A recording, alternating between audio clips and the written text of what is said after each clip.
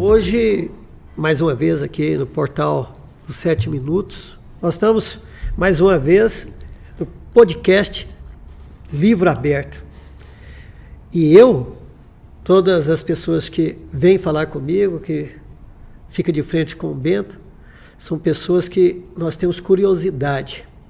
O público tem curiosidade de conhecer. E hoje o público tem curiosidade, vai conhecer a Alcilena do Carmo Silva. Seja bem-vinda. Muito obrigada por essa oportunidade, Bento. É uma honra, satisfação estar aqui hoje com você nesse podcast. Eu não sei se o povo tem tanta curiosidade como você colocou, a gente é muito humilde, né? E não gosta de se colocar nessa posição. Mas, assim, eu tenho contribuído e eu acredito que algumas pessoas podem, sim, ter curiosidade de saber um pouco mais. Sim, as pessoas têm, até porque hoje você preside uma instituição que tem um desvelo muito grande com a saúde mental, com as pessoas, né? Com os portadores de deficiência. E isso atrai a curiosidade. Mas vamos começar lá de baixo, lá do início. Quem é a Alcilena do Carmo Silva? Alcilena tem hoje... Amanhã, na verdade, eu faço aniversário. 45 anos. E sou mãe já há quase 14 anos.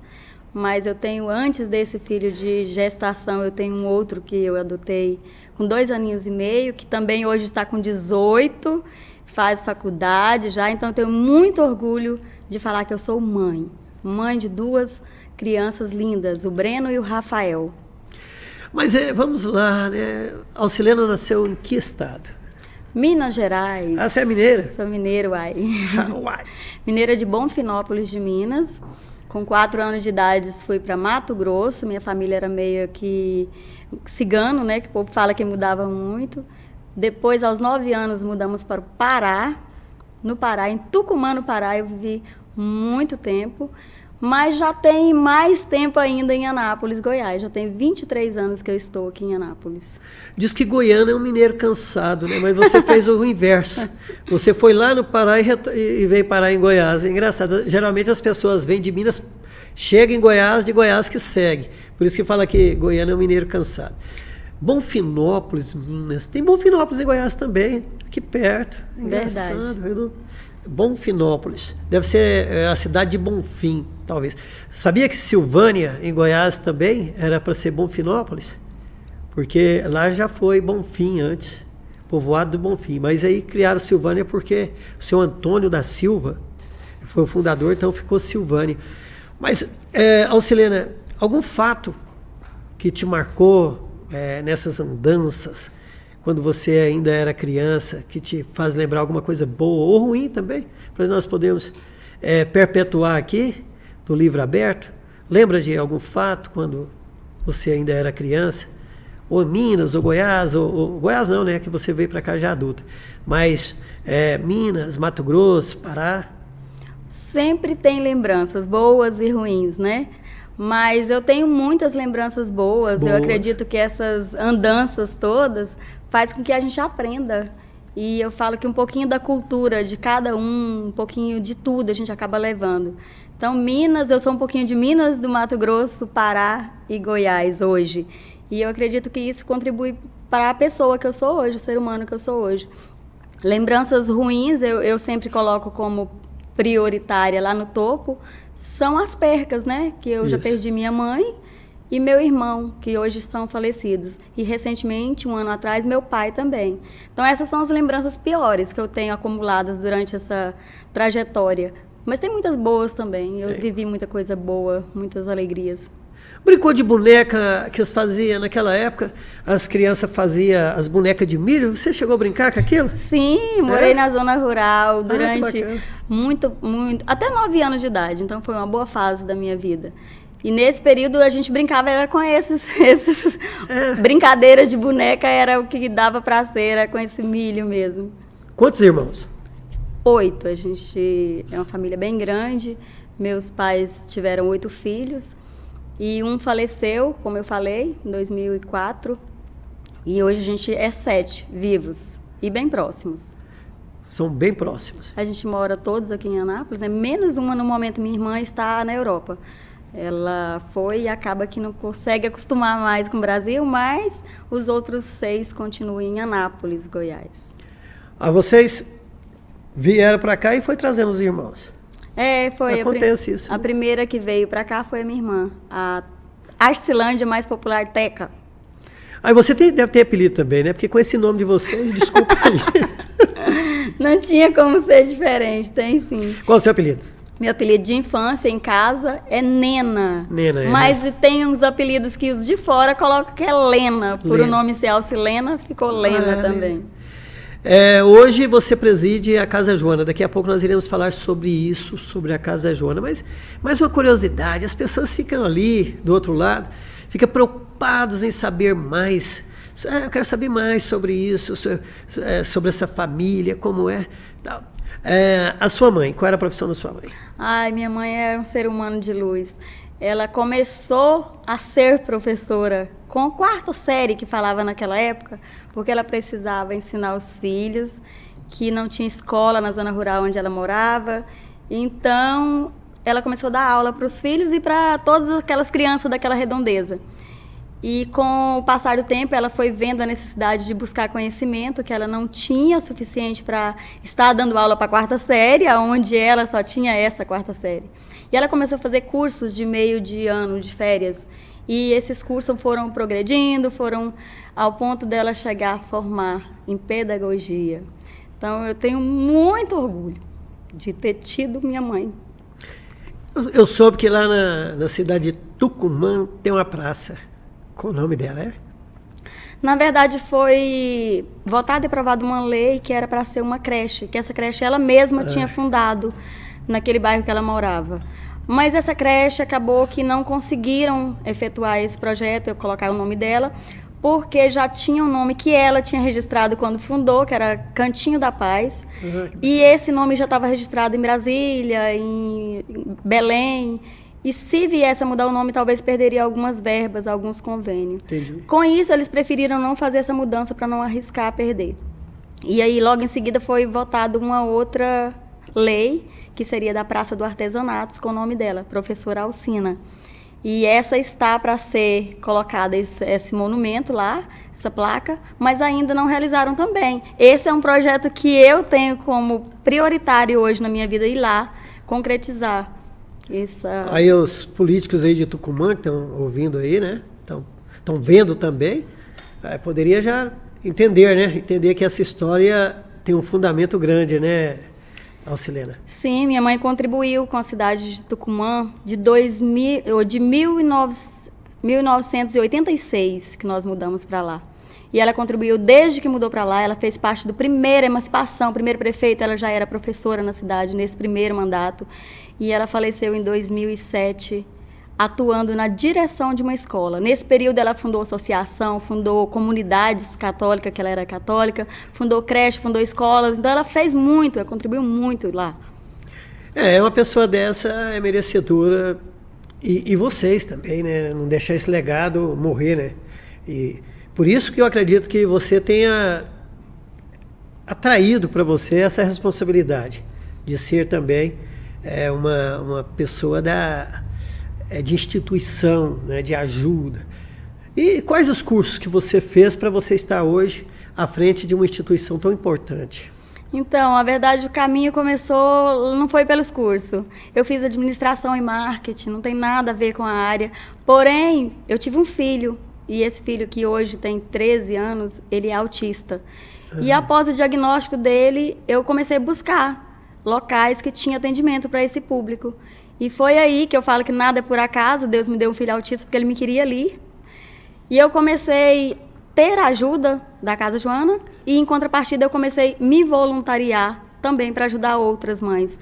E aí, após isso, hoje eu tenho mais de 30 cursos, presencial e online, nessa área de inclusão, nessa área de terapias. Eu estou fazendo já a 3ª pós-graduação. Hoje eu estou fazendo terapia ocupacional como pós-graduação. EAD, porque presencial a gente não tem tempo suficiente.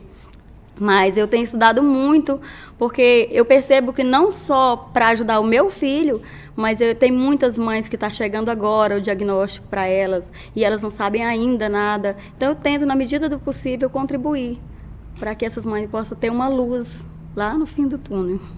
E aí, então, você chega na Casa Joana e hoje você preside essa instituição. Sim, já faz 5 anos que eu estou na presidência, porque, como eu falei, eu comecei a me voluntariar e a gente coloca um dedinho, de repente, a mão, o braço e vai indo. De repente, veio o convite da Juliana e eu não tive como negar, porque a Casa Joana, na época, já existia, hoje está quase 5 anos, já existia há 6, 7 anos. Mas estava num momento muito difícil, com pouco profissional. Então, eu comecei a buscar ajuda com amigos, conhecidos da área, psicólogo, psicopedagoga, e até advogados conhecidos para ir voluntariar junto comigo lá, e acabou que deu um up, né? Somou junto com a fundadora, que é a Juliana, junto com a coordenadora, que é a Adriana, e a gente hoje tem uma equipe bem grande de pessoas que querem o bem realmente daquela instituição.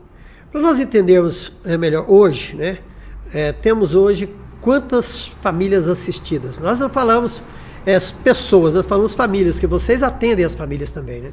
Sim, é muito bonito o trabalho da Casa Joana por isso, porque quando a gente fala só de números, só de pessoas, seria hoje 250 pessoas, mas como família em si, são umas 60, 70 famílias, porque a gente tem atendimento para mães, para pais, para irmãos, enfim, a gente não acolhe só a pessoa com deficiência, porque seria mais fácil acolher só o deficiente, mas não teria o tratamento com a efetividade que a gente gostaria, porque se a família está doente, não tem como ela cuidar de uma pessoa que tem problema mental. Existe muito abandonos, casos de abandonos, o pai acha que o filho ele é autista, ele é um problema para o futuro dele, acontece casos assim, né? Sim, de várias formas. A gente fala que existe o luto. Mesmo a mãe, o pai que ama o filho, quando ele recebe um diagnóstico, ele passa por um período de luto. Esse luto às vezes dura 1 mês, outros 1 ano, outros uma vida. E os que duram uma vida, eles acabam abandonando os filhos. Por quê? Deixa para a mãe cuidar, que normalmente aparecem muitas avós lá cuidando dos netos, ou deixa com parente, ou mesmo abandona em algum momento, em algum lugar, instituições. Mas o que mais acontece são aquele luto temporário. Então, a gente apoia essas mães para que elas possam cuidar do filho, ao mesmo tempo que se cuida, para estar bem mentalmente também, para cuidar deles. Quantas fases existe do autista? Eu já vi falar, parece que é nível 1, nível 2, eu não conheço muito. A gente fala até isso mesmo, é nível, né? Nível 1, nível 2, nível 3. Mas o nível é caracterizado, não é porque ele não fala, não é porque aparentemente ele tem mais comprometimento. É pelo apoio que ele necessita. Se um autista necessita de menos apoio, por exemplo, ele come sozinho, ele troca de roupa sozinho, ele toma banho sozinho, então ele está num nível menor, 1. Se ele tem um comprometimento maior, aquele autista que ele nem consegue sair de casa porque ele tem muita aversão a movimentos, a barulho, enfim, ele vai ter um nível 3. Então é pelo nível de suporte que ele necessita para levar uma vida razoavelmente na sociedade. É quanto à necessidade dele, né? Justo. Tipo assim, se ele não fala, ele precisa de alguém para apoiá-lo. Se ele não anda, ou se ele... Eu entendi. Você, telespectador, deve também ter entendido, né? Mas depois nós iremos tirar mais dúvidas, porque as dúvidas são muitas. Hoje você, que é uma estudiosa do assunto, imagina que nós temos quantos deficientes na nossa, em proporção, vamos dizer, em porcentagem populacional. Quanto seria hoje a deficiência no país? Eu estava comentando até no conselho lá, que eu faço parte do Conselho da Pessoa com Deficiência já no 2º mandato. E a gente comentando sobre isso. Existe tanto político que pega tantas áreas, bandeiras para levantar, e nenhum acordou até hoje para esse leque gigante de pessoas. Hoje, no Brasil, são 33% da população brasileira tem alguma deficiência. Gente, é um número muito grande, é muito alto. E as pessoas não entenderam que esse público precisa de políticas públicas, precisa de assistência. Eles estão vivos, eles querem viver e fazer parte, contribuir também do jeito deles. Acessibilidade 0, né? Em todas as cidades. Olha, andar nas calçadas hoje com uma cadeira de roda é algo impossível. Realmente, a gente tem deficientes físicos lá na Casa Joana, temos também no Conselho da Pessoa com Deficiência, e a cada momento a gente depara com mais uma dessas desabafo. Chega a ser lamentável, porque existe tanta lei, mas as que tem já não é colocada em prática, e essa da calçada deveria ser nacional. A gente teve até recentemente agora uma convenção e teve fórum e teve vários eventos ligados ao Conselho e a gente colocou isso como uma das prioridades. Por que não padronizar calçadas? Assim que você compra um lote, você já ter que fazer uma calçada no nível tal, do tamanho tal, teria que ser pavimentação igual, para que todas as pessoas cadeirantes ou pessoas com deficiência visual tivessem facilidade de se locomover. É muito interessante a gente falar porque uma vez eu fui entrevistar um político e ele falou, isso foi na rádio, e eu falei, olha, a gente vai à prefeitura, não tem acessibilidade, não tem isso, não tem aquilo. Aí ele falou, eu cheguei aqui na rádio também, a calçada de vocês aqui, deficiente, você tem que ir lá fora buscar ele. Então, também a iniciativa privada precisava ver isso, né, Alcilene? Sim, começa pelo poder público, claro, eu acho que eles nunca devem impor a sociedade privada primeiro. Primeiro deveria partir deles, educando, fazendo campanhas, e aí eles fizessem, todos os órgãos públicos tivessem acessibilidade. A partir daí, a gente começa a dar exemplo para que a gente possa cobrar do poder privado, porque o que acontece hoje é o contrário, né? O poder privado é imposto a algumas leis e regras e normas. E aí o próprio poder público não cumpre essas regras e normas. Aonde a gente faz as reuniões do Conselho da Pessoa com Deficiência tem escadas. Olha, para você ter uma ideia, na onde vai fazer uma reunião, o cadeirante não tem a acessibilidade necessária. Me diz uma coisa, quanto você vai entender esses 33% da população? Então podemos dizer que toda família nós temos aí um deficiente? Acredito que não consegue escapar uma casa que não tem algum tipo de deficiência, porque também aumentou muito, né, o leque de deficiências. Por quê? Porque a partir do conhecimento as pessoas começam a ter diagnóstico. Antigamente não é que eles não existiam, é porque eles não eram diagnosticados. As doenças mental mesmo era só a esquizofrenia que era tida como existente. Hoje existe um leque de doenças mentais que algumas são consideradas deficiência, que é o caso do autismo. Tá, e o síndrome de Down, hoje vocês têm atendimento para o Down também, né? Como que funciona lá? Sim, a Casa Joana ela foi fundada para ser uma instituição para atender só Down, síndrome de Down, porque a fundadora teve uma filha chamada Joana e essa filha nasceu com síndrome de Down. E a partir daí ela teve aquela iniciativa de fundar uma associação onde apoiasse mães que também tivessem outros filhos com síndrome de Down. Começou a dar aula de artes, mas como os autistas estavam naquele boom, que começou a aparecer família ter uma pessoa conhecida com autismo, e eles não sabiam onde procurar. E a procura foi tão grande que ela mudou o estatuto para atender também os autistas. E quais são os serviços prestados lá dentro? Funciona como uma escola, como uma clínica, como uma casa. O que hoje tem na Casa Joana? Na parte de atendimentos clínicos, tem psicólogo, fonoaudiólogo, psicopedagoga, tem médico que faz uma vez no mês atendimento também lá. Temos terapia ocupacional, fisioterapia, enfim, são inúmeros profissionais atendendo lá hoje, gratuitamente. Além da natação, que tem feito um sucesso gigante com esse público. Mas aí na outra área educacional a gente tem reforço escolar, de aula de arte, de pintura, de dança, de culinária.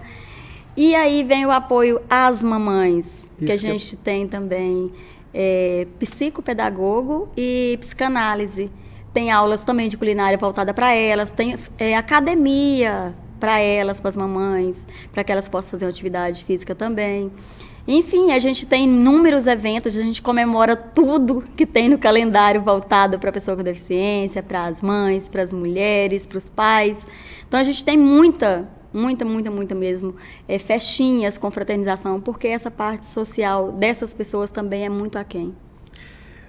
Já ouvi falar histórias que pessoas, às vezes, evitam de convidar uma família para um evento ou para determinado festa, somente familiar, por essa pessoa ter um autista, né, na família. Já aconteceu de você ouvir isso lá? De todas as famílias eu já ouvi isso, inclusive eu já vivi isso muito na pele. É incrível, mas você fica sabendo que teve alguma festa, algum evento, alguma coisa, e você fica se perguntando no começo, será por quê que, né, eu sou tão amiga, eu sou tão próxima e não fui convidada? Aí, com o tempo, você ouve os bochichos. Não, quem foi, estava lá, falou que, assim, queria até ter chamado aquela pessoa, mas aí tem aquele filho problemático. Eles colocam dessa forma. Aquele filho problemático, ele ia acabar ficando impaciente, ele ia acabar dando muito trabalho, ele ia acabar mexendo nas coisas e não consegue interagir com as outras crianças, ia ficar chato. Eu não convidei eles por isso. Tem algumas ações políticas aí de ajuda, não sei se poderia dizer ajuda ou de merecimento, como poderíamos dizer, questão do deficiente. Agora tem uma lei, agora que eu estou falando, gente, vocês vão poder nos ver futuramente com essa lei já existindo. Para o acompanhante e para o portador de deficiência ter liberação de voos, né? Você viu isso? Sim, vê isso? Tem alguns direitos já garantidos por lei e eles estão sendo aprimorados, que já existia essa lei, mas era como eu acho que eu comentei antes, tem pessoas deficientes em casa, você faz primeiro a compra da passagem daquela pessoa com deficiência a preço normal. Aí depois você entrava com pedido para aquela empresa aérea, pedindo desconto de meia passagem para a pessoa que iria acompanhar esse deficiente. Então era dessa forma. Agora que eu estou sabendo por você aqui, que vai ser de forma gratuita a passagem para o deficiente também, é isso? Isso, para o acompanhante e o deficiente, né? É uma lei, o senador do estado de Goiás. A gente não vai falar o nome dele porque não é desnecessário falar aqui. É do estado de Goiás, o senador que fez essa propositura lá no Senado. Já foi aprovado, né? Agora, em primeira votação, vamos ver agora na segunda. Isso acarreta mais um ganho pela luta de vocês? Com certeza. A gente fala que mãe de pessoa com deficiência, ela comemora cada passo, cada vitória, porque não é fácil conquistar nada. É muito mais fácil perder direitos do que ganhar, né? Então, por isso, a gente fica muito feliz que se melhorou isso, já foi um ganho gigante. Os deficientes hoje, o autista inclui nesses ganhos, tem descontos na compra de carro, né? Com desconto isenção do imposto? ICMS e IPI, tem a isenção desses dois impostos, além do IPVA, carro até 100 mil, os dois. Carro acima de 100 mil, você tem desconto de IPI, e também consegue no IPVA depois a isenção. E tem também... Isso é um assunto interessante para as pessoas saberem. Muitos telespectadores não sabem disso, né, Alcilena? Sim, tem muita gente que tem a pessoa com deficiência e não sabe que existe. Na Casa Joana, a gente faz muito palestras assim, de conscientização, de informativos. Sempre a gente faz porque pessoas novas estão chegando e essas novas ainda não tinham visto e não sabiam dos direitos. Tem alguns outros direitos, por exemplo, de vaga, né, estacionar em vagas especiais, de pegar fila prioritária, de conseguir também isenção em conta de luz, de IPTU. Claro que tem todas as regras da empresa, né? Por exemplo, de IPTU tem a quantidade, o valor do imóvel, o valor venal tem que estar abaixo de 150, parece que 150 mil. E tem também, no caso da energia, tem uma cota lá mínima de consumo para que enquadre, mas existem vários direitos hoje garantidos. E precisam outros direitos ainda aparecer, né? Como acompanhante nas salas de aula. Poucas salas têm o acompanhante ao deficiente. Então, a segunda maior tristeza minha hoje como defensora dessa causa, como militante mesmo, é essa. Por quê? Eu acho que a maior parte do tempo daquela criança é com a família. A segunda maior parte é na escola. Então, eu preciso treinar e capacitar essa família. Eu preciso treinar e capacitar aquela equipe da escola, toda a equipe que envolve, que cuida daquela criança. Desde a direção, coordenação, porteiro, merendeiro, e, enfim, a professora regente, que é a principal na sala, mas quase todos autistas, quase todos deficientes intelectual, precisam de professor de apoio. Mudou-se o nome, no Goiás, no estado, virou profissional de apoio, porque antes tinha que ser professor, tinha que ter pedagogia, hoje não precisa mais, o profissional pode ser outro. Mudou também antes que era 1 por 1, e hoje sabe como que é? 1 para cada 6. E esses 6 não estão na mesma sala, não. Pasmem. pode estar em 6 salas diferentes, aí é só um profissional. Aí ele tem que correr para um lado, correr para outro, correr para outro. Ele não faz. Acontece que ele não vai conseguir fazer o trabalho. Eles vão fazer de conta que estão fornecendo um apoio e os pais têm que fazer de conta que está tendo esse apoio. Mas eu não aceito isso como legal. E como então poderia chegar a resolver isso? A gente continua brigando, né? Eu como mãe, como conselheira, como presidente de uma ONG, a gente continua fazendo movimentos, continua brigando, porque essa parte da educação eu não aceito, não concordo e não vou nunca parar de lutar para conseguir, para melhorar isso. É constitucional. É anticonstitucional. A atitude deles. É. Mas então, está na Constituição que precisa ter para cada aluno um acompanhante. Não é dessa forma, mas é parecido. Precisava ser. Todo ser humano tem direito à educação, saúde. E para ele ter educação, a pessoa que tem uma deficiência intelectual, ele precisa de apoio. E o apoio tem que vir na necessidade daquele indivíduo, daquela pessoa. A gente mudou até o código lá, não é mais deficiente físico, é pessoa com deficiência. Certo. Por quê? PCD. Antes de você ser um deficiente, você é uma pessoa. E essa pessoa precisa ter todos os seus direitos garantidos por lei. Então vamos falar com o telespectador. Então é PCD, pessoa com deficiência. Não é mais o deficiente antes. Não, deficiente físico, deficiente mental não existe mais. São PCDs. PCDs são pessoas com deficiência. Aí a deficiência vai o médico diagnosticar e colocar um CID que nomina ela. Mas a deficiência é de uma forma geral, ampla. Tá, eu espero que o telespectador tenha entendido, mas é um assunto que a gente precisa falar mais, as pessoas têm que conhecer mais. Como atingir esse público, vamos dizer, ignorante no sentido de não conhecer? Existem uma maneira, levar para a sala de aula, discutir isso? Como vocês pensam em atingir esse público que não conhece? Redes sociais, enfim. De todas as formas é bem-vindas, mas então, como mãe e como presidente da Casa Joana, a gente tem feito muita palestra. E como eu falei para você, eu acredito que as escolas é o primeiro passo. Se eu conseguir informar, levar conhecimento para aquelas crianças que estão desenvolvendo e crescendo e vão ser o futuro de amanhã, vai ser tudo diferente daqui a pouco. Porque os adultos, infelizmente, a gente fazem muita palestra na Casa Joana, fazemos em outros locais abertos, mas vão poucos. Vão poucas pessoas. A sociedade não tem, parece que, muito interesse em discutir, em ouvir, em aprender sobre tanta coisa que está hoje na mídia, né? E uma delas é esse boom da deficiência mental. Mas você tocou num ponto legal.